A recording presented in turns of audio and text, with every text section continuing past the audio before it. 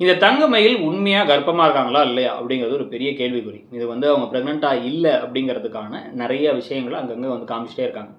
So கதையில வந்து இவங்க பிரெக்னென்ட்டா இருக்கிறதுக்கு இவங்க அந்த கிட் வச்சு தான் செக் பண்ணாங்க. ஆனா அந்த கிட்ல வந்து பார்த்தீங்க அப்படின்னா, ஆ எல்லா தடவையும் கரெக்ட்டா இருக்கும் அப்படின்னு சொல்ல முடியாது. சில சமயங்கள்ல சில பிரச்சனைகள் வரதுக்கான வாய்ப்பு இருக்கு. 1% 2% சான்ஸ் இருக்குங்குவாங்கல்ல. அந்த மாரி இருக்க வாய்ப்பு இருக்கு. ஏன்னா அதுக்கப்புறமா இவங்களுக்கு வந்து தலை சுற்றல், வாந்தி, மயக்கம் எதுவும் இல்ல.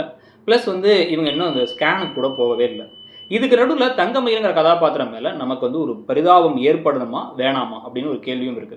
இவங்க வந்து ரோகிணி சிறகடிக்க ஆசையில இருப்பாங்கல்ல, அதே மாரி தான் இவங்களுடைய கேரக்டரும் ஆரம்பத்தில ஒரு அறிமுகமானது.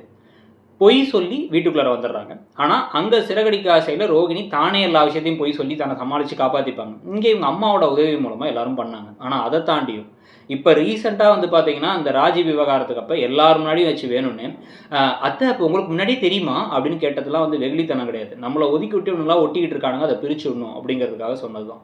அந்த ஹனிமூன் விவகாரத்துக்கு அப்ப பொய் சொல்லிட்டு போனதாகட்டும், ராஜியோட டியூஷன கெடுத்ததாகட்டும், கதிருக்கு பணம் குடுக்குறாங்கங்கிறதுக்கு அவங்க அம்மா சொன்னத வச்சு சரவணன கூப்பிட்டு கேட்டதாகட்டும், இன்னுமே அவங்க இந்த வீட்ல ஒரு ஆளா ஜெல்லாகவே இல்ல. வெளியாளா தான் இருக்கிறாங்க. அது மட்டும் இல்லாம எப்பயாச்சும் வந்து தனக்கு தேவைன்னா மத்தவங்கள கவுத்து விடவும் தயங்க மாட்டாங்க. அது மட்டும் இல்லாம இவங்க வந்து எத்தனையோ இடங்கள்ல பொய் சொல்லி தன்னுடைய கணவரை ஏமாத்துறது அவங்களுக்கு தெரியும். 1 நாள், 2 நாள் ஓகே. இதுக்கப்புறம் வந்து அவர் வந்து இத தவிர வேற ஏதாவது பொய் சொல்றியான்னு கேட்டபோது உண்மைய சொல்லியிருக்கலாம். அப்பயும் சொல்றதுக்கு தைரியம் இல்லாம தான் இருக்காங்க.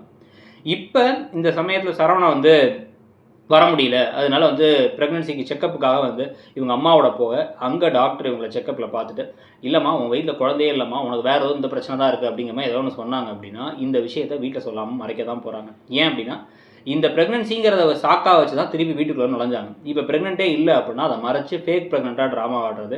இந்த ஆஹா கல்யாணம் சீரியல்ல ஐஸ்வர்யா ஒரு விஷயத்த பண்ணியிருப்பாங்க. அதே மாரி இங்க பண்ணி எப்படியாச்சும் தான் பிரெக்னன்ட் ஆகிரணும் இதுக்கப்புறமா அப்படின்னு ட்ரை பண்றது. அப்படின்னு ஏதோ ஒரு விஷயத்த இவங்க கதையில கொண்டு போவாங்கன்னு தான் தோணுது. இப்ப தங்கமயில் பிரெக்னன்சி ட்ராக்க பத்தி உங்களுடைய கருத்து என்னங்கிறத சொல்லுங்க. அப்படியே மறக்காம நீங்க இந்த சீரியல்லயே புடிச்ச ஜோடி யாருங்கிறதையும் சொல்லுங்க. Thank you.